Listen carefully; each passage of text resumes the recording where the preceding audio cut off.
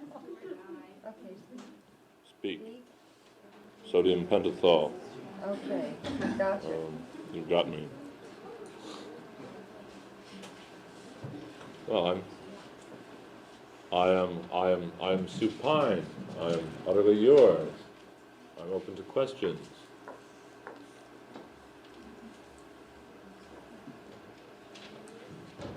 I don't have a prepared rap on this at all.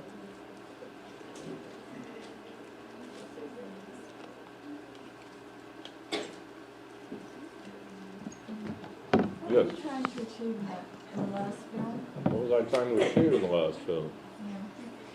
Like, my impression was sort of, seeing things through the eye of a camera, but like twice, you know what I mean? Like the way I saw things was But twice. through two lenses Yeah. Are you aware of what you were looking through, besides the camera? I thought it was a hand. It was. It was. It was first my right hand, then after the long passage with the hexagon, there was a brief switch with the lens open, and then it was my left hand. As you could easily tell if you were extremely observant, because at that time I was still married and there was a ring on the third finger of my left hand. What was I trying to achieve? Yes, well,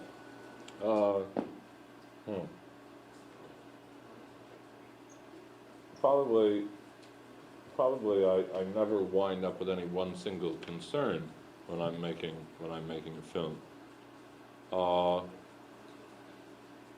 In a manner of speaking, I think you've got the gist of it. We have this idea, I think, that comes to us from Renaissance painting or something.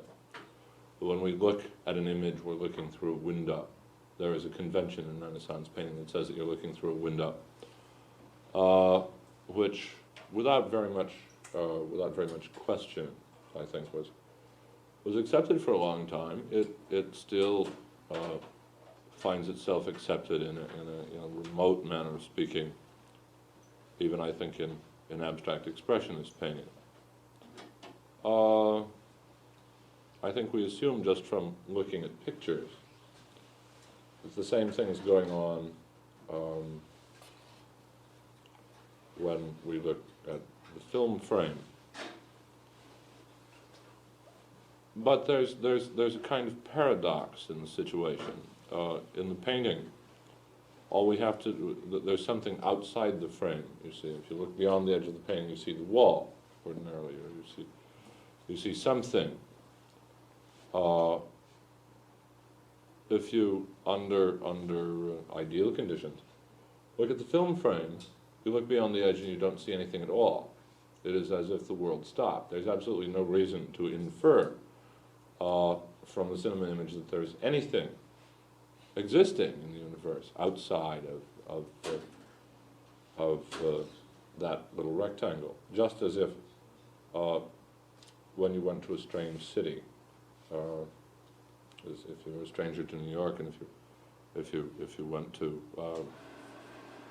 try to think of a really bizarre intersection in Manhattan, 38th Street and 9th Avenue, let's say. It's not very bizarre, but it will do. If you don't know the neighborhood, it seems to me perfectly possible, if you were an open-minded sort of person, that you could expect to turn the corner and find yourself in the Mojave Desert. There's no reason. There are whole bunches of assumptions you make when you think that you're going to turn the corner and find more buildings, or in this case, Greek grocery stores, or what have you. So that I think with film, the convention of the frame breaks down very much. It really is not a peephole.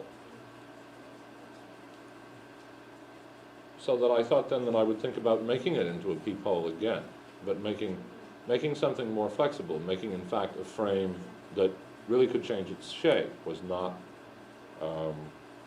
this rigid kind of rectangular sample of the world. And then, having thought about that, other things started to overtake me, and I wanted to make something that was in the nature of a walk, something that would make perhaps no assumptions about what was coming next. There is no cinema camera rig that's light enough to contain 32 minutes of film and still be walked with and handled with one hand. I mean, the smallest thing I know of is an Aeroflex with a 1,200-foot coaxial magazine, which weighs well upwards of 30 pounds, and it's very, very difficult to handle a thing like that entirely with one hand, fiddle around with the other hand in front of it. On the other hand, of course, an Sony AV3400 shoulder pack deck is very easy to handle. The batteries and deck weigh 15 pounds, and the camera weighs 2 or something like that. It's not the least bit tiring. So I thought I would do it with video. That is to say, I would do something that was necessary to video, rather than merely convenient. And I went out and rehearsed a little walk. I went around several times. I wanted to close the circuit, and I came within about 10 feet, actually, of making a complete great circle as the tape ran. And as I went around, I was noticing that as I made a circle under the sun, the angle changed, so that if I was looking through my hand, for a while you could see it was my hand, and then if I went in the right way, it would shadow my hand, so that it would the film, in the course of a single passage, of a single really uninterrupted shot, could go from looking through a hole, a plastic or photographic kind of thing, to looking at the shape of the hole as the hand itself, as the kind of modulating thing, disappeared, so to speak, into the dark, or became totally unrecognizable. A kind of graphic sort of concern at the end. And then some other things happened. I, in fact, made a very clean tape. The piece was shot at Binghamton, the original, in February, and I looked at it several times. As a matter of fact, it's been pirated onto both half-inch and inch video. And pieces of it, I understand, floating around in various places. But I decided that I wanted to make some changes, so that last May I was in Ohio at Antioch College, and I made a duplicate of the tape in the video lab there, and changed the contrast, deliberately introduced the overmodulation, the hash, the video noise, as it were. I sort of goofed the image up a little bit, for two reasons. First of all, to underscore the sense that, or to work against the idea that you're looking at something. You see, you're looking at a film, and I try to make little reminders of the fact that you're looking at a film all the time, and not at Aunt Tilly's birthday party or something like that. And changed the scan, deliberately warped the scan, so that sometimes if you were sitting within a mile or two of the front and could see the image closely, you would notice that the raster did not pass in straight lines across the screen, but did that kind of swirling thing where the interlace of the two halves of the image failed, which I think sort of functions in a way in somewhat the way a drone functions. I've been thinking about the kind of the pictorial work that the TV raster does, the rows of lines, the 540 or however many there are. And I think of them now as a kind of pictorial drone of the kind that's found either in very old or in very new music, a constant signal against which the distance of everything else is measured. This may represent an effort on my part to get interested in video images. Ordinarily, they leave me cold. But, well, how's that for an answer? Okay.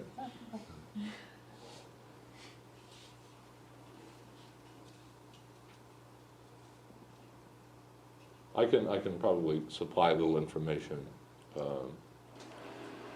the Latin palindrome, which is the split epigraph of the film palindrome, Ingirum imus nocte, at consumimur igni means at night we go down into a gyre, a whirlpool, where we are consumed by fire. It's very romantic palindrome. It's from the dark side of the mind, more or less. The same place the images appear to have come from. They didn't come from there, but there are very few palindromes in existence, with one freakish exception. I know of only. I don't know. I don't know. I think there are. Fasting room? Huh? Do you have a fasting room? In Latin? No. You mean no? In English? Oh, yeah. Well, English has suddenly become a different story. There are 2 or 3 Latin palindromes. Sentences, whole sentences. That is one. There is one that's a long sentence that makes a palindrome on Roma and Amor, a patriotic palindrome, as it were. There is one in Greek, which I cannot quote, but it's inscribed around the baptismal font in Hagia Sophia in Istanbul, which reads in either directions, "Wash your sins, not just your face." There are several famous, if somewhat silly ones in English. The palindrome, which is supposed to represent the first words, Adam said to Eve, "Madam, I'm Adam." How she got to be a madam before that introduction is not revealed. Napoleon's palindrome, "Able was I ere I saw Elba." But then there's a man in Philadelphia, I understand, who is a palindrome prodigy and has made some 26,000 of them. He's like the people, the person who's otherwise an imbecile, who can't button his shirt or anything. But if you say to him, "What day of the week was July 19th, 1741?" he'll say that was a Thursday.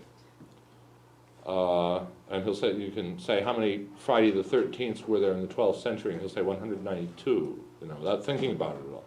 This person apparently is this kind of idiot savant, and he just has palindromes, not short ones, mind you, palindromes of 15 words, while he's at a stoplight or something, writes them down, and goes on.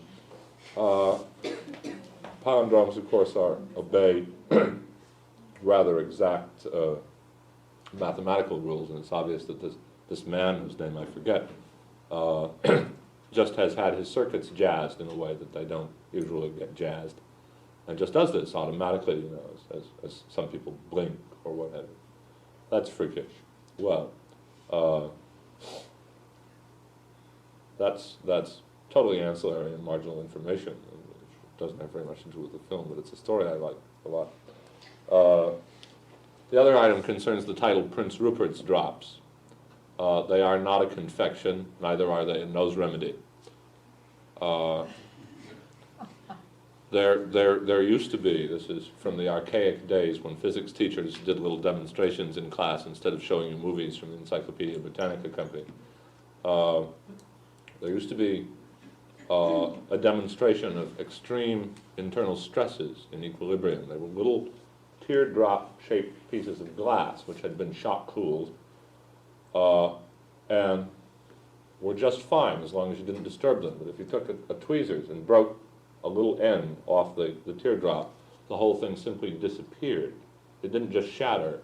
The stresses contained were so violent that it just turned into powder and vanished. And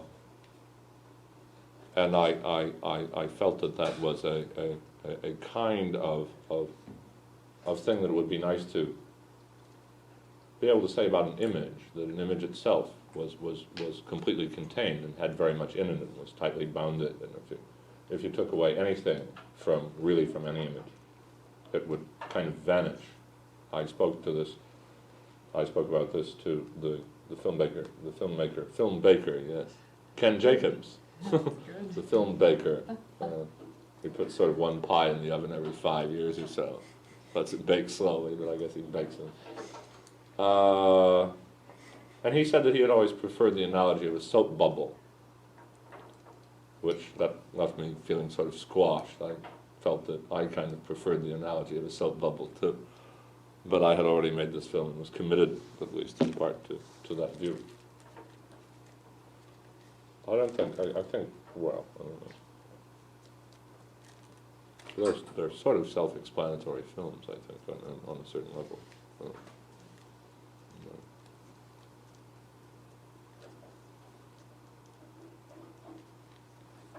Each of those films had a rhythm associated with it. Could you describe that? Well, let me see. Especially the first one is the first one. Yeah. Well, another thing I suppose that I'm very often doing when I'm making a film is I'm not only making that film, but I'm also attempting to state or to work out some formal dialogue that is going to be involved in a film that I'm thinking about making later on. A film that I was thinking about making when I made both Palindrome and Prince Rupert's Jobs was the monstrosity which has devoured me, Zorn's Lemma. Zorn's Lemma has a center section, 45 minutes in length out of the hour, with an iterative rhythm made of 2,700 one-second cuts, all the same length. There are also rhythmic actions which are cut up by those cuts, which have rhythms which approximate 1 second. I made Palindrome because I wanted to make a film that was the same all the way through, so to speak, that was isotropic. You could sort of slice it anywhere, like a pâté maison or something like that. The arrangement of the goodies might differ slightly inside the pâté, but each slice would pretty much reveal something of each of the goodies. So I made this film, and I made it with three kinds, actually, of 1 second cuts. The 1 second of darkness, the short hold, the 1 second hold on a single image, the 1 second roll of 24 entirely different images, a 1 second hold, again, a kind of darkness. It's a kind of muffled drum roll, you see, as though you were going to a funeral or something. Bum, bum, bum, bum, bum, bum, and it goes on for quite some time. Well, I found in watching it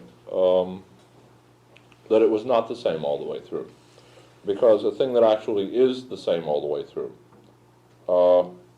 generates not a kind of straight line of perception, but a kind of curve of perception, in which at first you expect out of your culture and out of your beliefs that movies are going to change very shortly after beginning with something. They're going to go on to something else. You start out with that. That's a certain level, let's say, of expectation. And after a while, it obviously has not changed. And you begin to suspect possibly that it's not going to. And that kind of changes your level of feeling about it. And then after another while, it becomes kind of obvious, and perhaps painfully so, that it's not going to change. And this is yet sort of another thing. You see, the curve is ascending. And at that point, you begin to realize that although it perhaps is not changing, nevertheless something else is going on. And you begin to think, perhaps back-think yourself about what has been going on. Try to see if there is some internal organization to it after all. And that is a kind of plateau. And if you stay on that plateau and can begin to construct the form of the work within its supposed sameness, then after a while you realize that eventually it's going to work itself out, that it is going to exhaust its material. And then the curve begins to descend. And then it seems imminent that at any moment it will have exhausted its material, you see. and then at the very last second, you realize that the image you're seeing, upside down and backwards, is the very first image you saw, at which point the film has ended. So it has this kind of bell shape. You see, it's not a straight line at all. So that as a test situation for a larger film that I was also interested in making, where it was absolutely necessary that the perceptual line remains straight. This film was very instructive. It was necessary, first of all, to prepare some of the axes, which would some of the operations, let's say, which would maintain that perceptual straight line. It was necessary to introduce introductory material that would prepare the constant rhythm and would prepare the something at least about the body of material that was going to be used in that film, which in this case is a 1 second cut in a 24-letter Roman alphabet, and that's all, roughly speaking. And then also at the end, I thought that having kind of induced this state, having been responsible for it's an improper term, but perhaps midwifing a perceptual state of some kind, that I had also then to drain off the energy that had been built up, so to speak, not to kind of dump it in the street. You see, I mean, sort of, wash the baby off and get him into a diaper and under a blanket or something like that. So that in Zorn's Lemma I also introduced then epilogue material, which I was also able to use for my own subversive purposes. It wasn't just a piece of time, but then of course there was the possibility of putting something into that piece of time and maybe saying more, maybe making a more complex statement than I had originally intended to make. Prince Rupert's Drops was a film that I did not realize, I think, for a very long time was a film. I had been commissioned by a box magazine, which sort of died, as all box magazines die very abruptly. The box becomes a kind of coffin, and the organization slips quietly into it and is buried.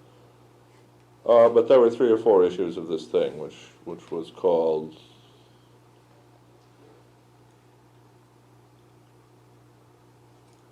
SMS.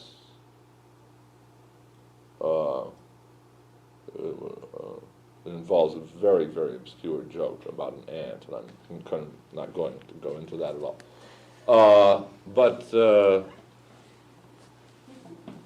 Anyway, they asked me to make an object for this box, and I didn't want to make a movie. That seemed silly to put in like a little roll of 8mm showing me brushing my teeth or picking my nose or squirting water out of my mouth like Bruce Nauman or something like that. So I thought instead that I would make a very much more primitive cinema, a phenakistoscope, which was a round wheel, was plateaus. Cinema of 1832 was a thing that you spun on a spindle and peeped through little slots, and there were 24 little pictures. And I then had to think about, since it's an infinite cinema, since it's an endless cinema, I had to think of endless actions that would go on, and I thought about licking a lollipop for one, and I thought about bouncing a ball for another. So the easiest way to make that was to film with a cinema camera, to make enlargements from the film frames, and to then make the wheel itself oversized as a mechanical, so that the printers could blow it down. Well, so I shot 100 feet of film, about half of which was ball bouncing, and about half of which was this lady licking the lollipop in the sunshine. Both of them were done to a metronome.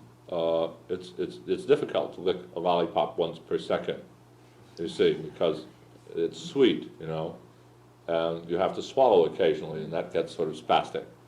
And then also the metronome was a mechanical metronome, and it was old, and it had begun to syncopate. And I had just said, follow the metronome, you see. So this person was licking the lollipop click-clock, instead of bing-bong kind of thing, very regularly. Well, at any rate, what happens, of course, is that the mean interval is 1 second. But the thing that goes on within it, the event is itself extremely elastic. There's a kind of continuous rubato going on inside the I'm beating Beethoven over the head with lollipops and basketballs, I see. Within the measure, within the constant measure, there is very great variation. There's great elasticity. Well, anyway, I had these two little short ends of film. And I looked at them a year later, and I said to myself, by gum, that's a movie. I do believe it's a movie. There were, in fact, not 9 lollipop licking takes, but 3. There were, in fact, not 6 basketball bouncing takes, but 2.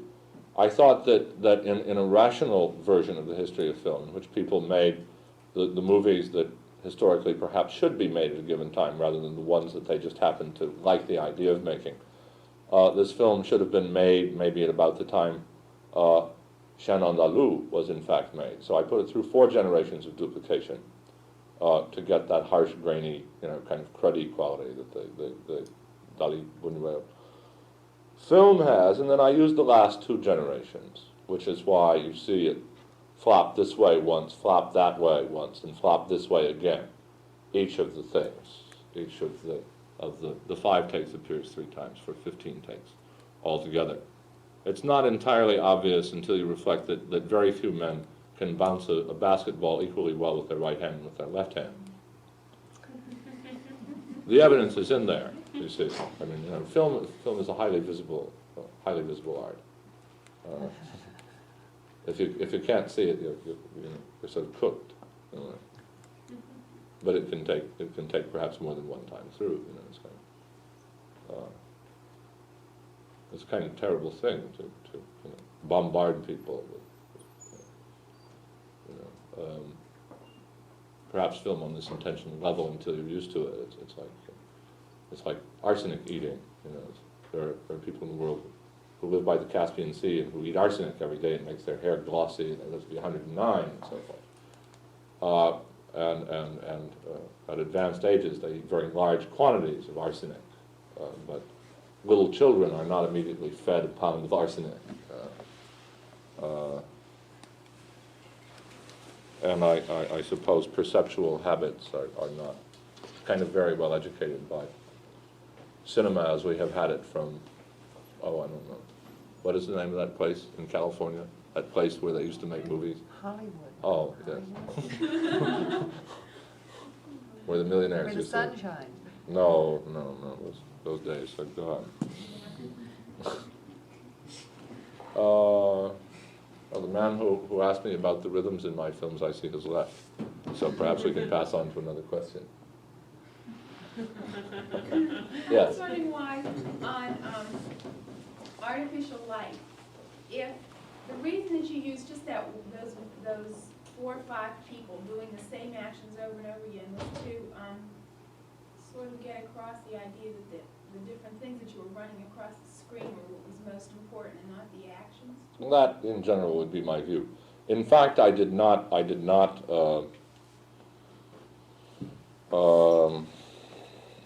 Even I'm not that much of a sadist. I did not make my 5 unfortunate friends go through those actions 20 times. No, indeed. I filmed them once and had the lab duplicate the film 20 times.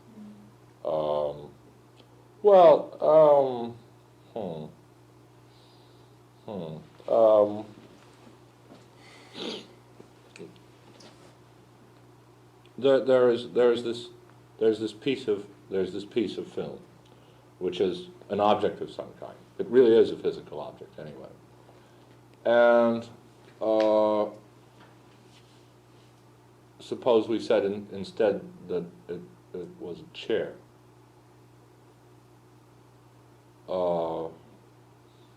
And suppose this were my chair.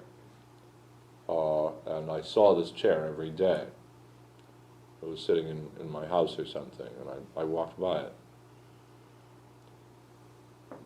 And presumably, I've seen this chair 5,000 times, or 10,000 times, or what have you, and it's gradually getting seedier and so forth. But after looking at that chair, supposedly for 20 years, I suddenly noticed something or other, I wouldn't care to say what it is, about the chair that I've never seen before.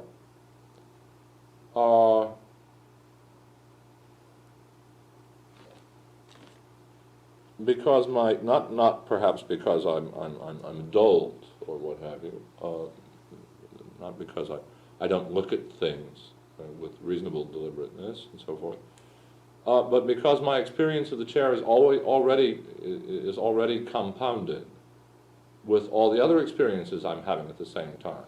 And it's like the chair is this certain color, let's say, and on one day I look at this color and it looks fine to me, and on another day the lobster dinner has failed on me the night before, and after a morning of nightmares I look at that chair and say, holy Christ, why didn't I do something a little more subdued about it, like maybe throw it away. So that what I'm seeing, try to give an analogy. Does anybody, well, there is a thing that electronic musicians use called a ring modulator. The name is perhaps slightly misleading. It's not used in Wagnerian operas. That's an idea. It's a thing that it's a black box, as all those devices are, which accepts two inputs on the audio level, and generates from them a single output, which is a sum and difference thing. Both of them must contain information, or there will be no output whatsoever. So that if one stops, they both stop, and the whole thing goes silent. But it's not a simple mix. It's a kind of interference between the two things. A figure which is generated by their interaction, let's say, which produces the output signal. I rather suspect that our perception of anything is rather what comes out of a kind of ring modulator than a transcendently pure perception of the object itself or the experience itself. So that this film, like many of my films, I guess, is in one way or another about the problem of knowledge, as far as I'm concerned. I made this up later. I made the film first, and then waited to see to say what I saw or something, or to see what I said.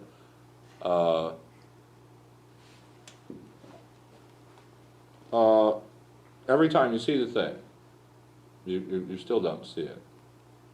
And when at the very end you actually do see the prime form of the loop, the kicker at the end has changed. The little picture of the moon, the zoom of the moon. You get down to an obviously unmodified piece of camera original that's being printed. Nothing has happened to it at all, and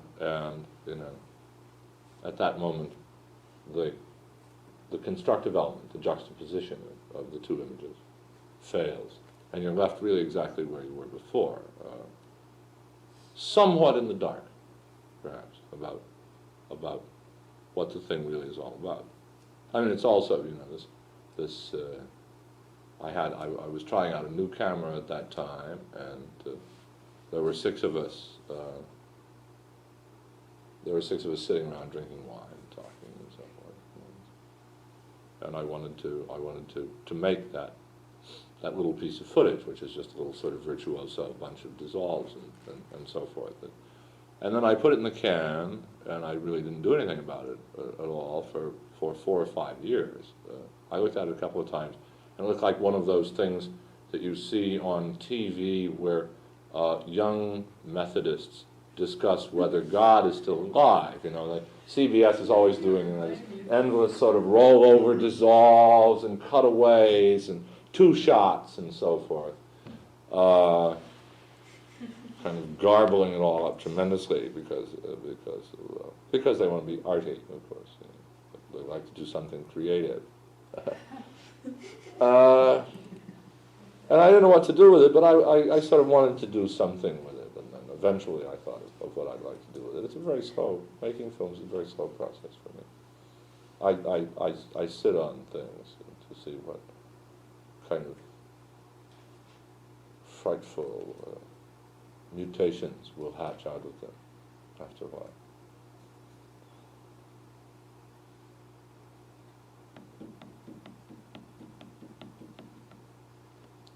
On the first piece of footage, what was your editing time? The first piece of footage, what are you talking about? The The first film, Palindrome. No. Not so long.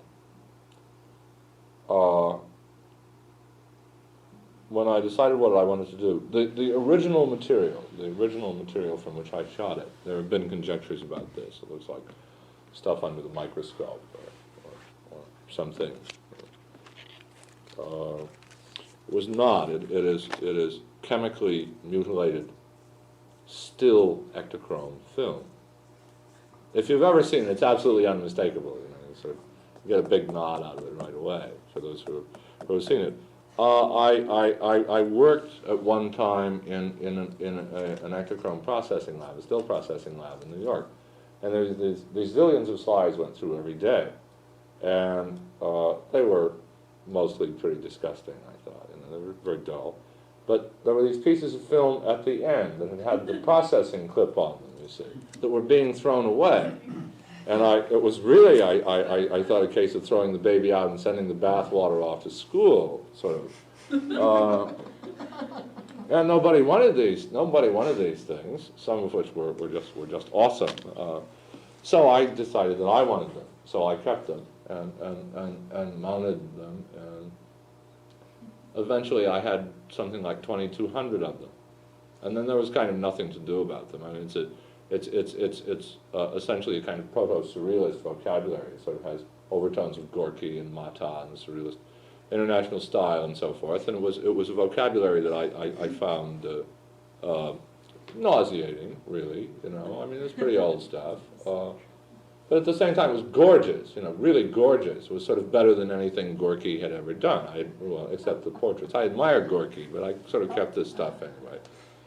And it had that kind of nightmarish quality to it that I wanted to maybe work with. I slowly came to realize that one reason I had disliked that imagery, not the Dali imagery, not the sort of limp thises and broken thatses and so forth, but the international style, non-representational surrealism, was that it represented to me something spilling out of or a code, at least, for something that was spilling out of a part of my own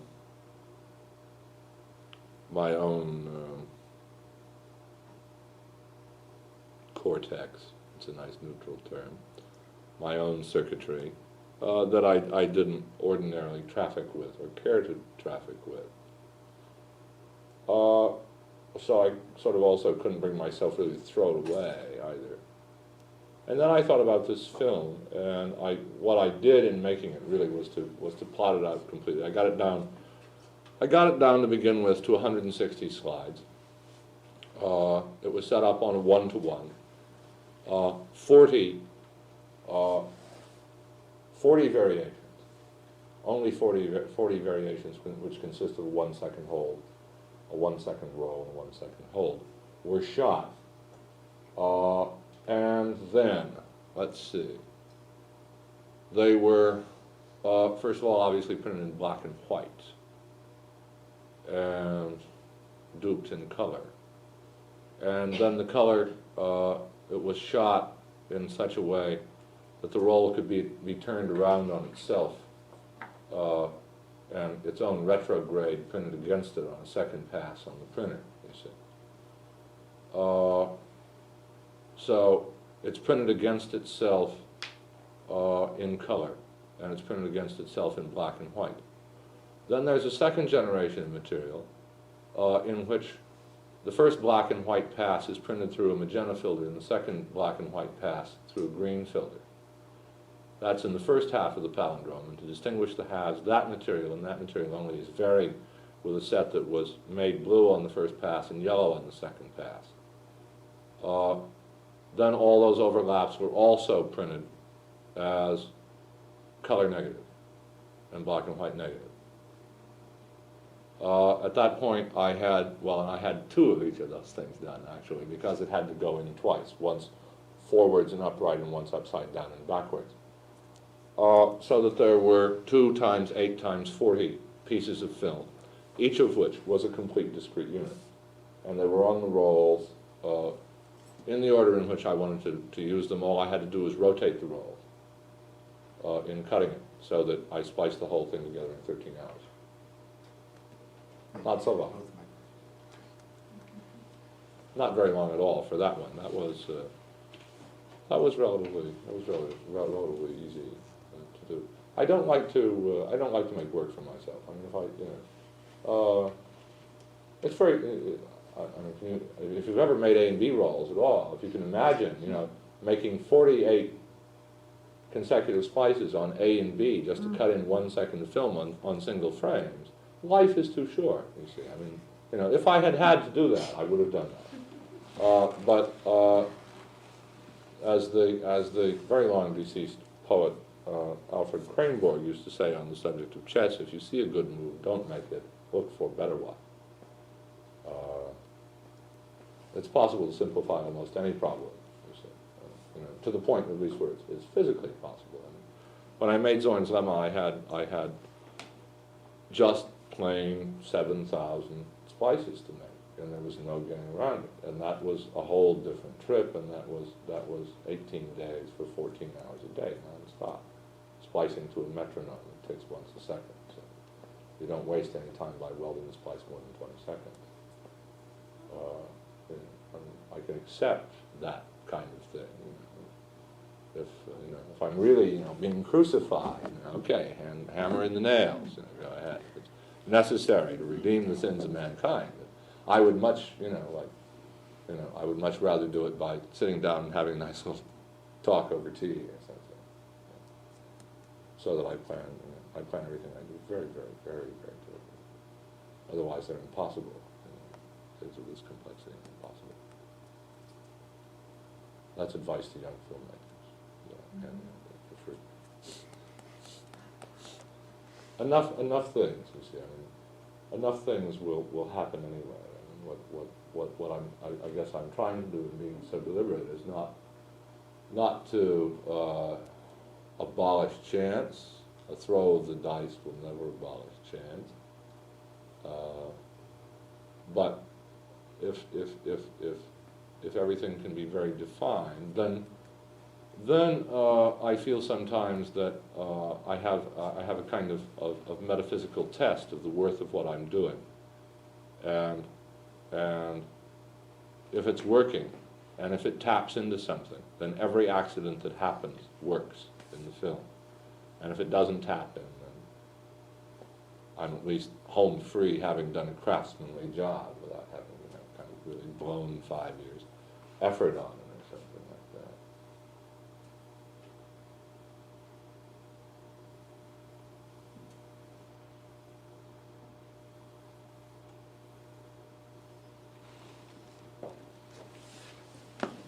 Peace.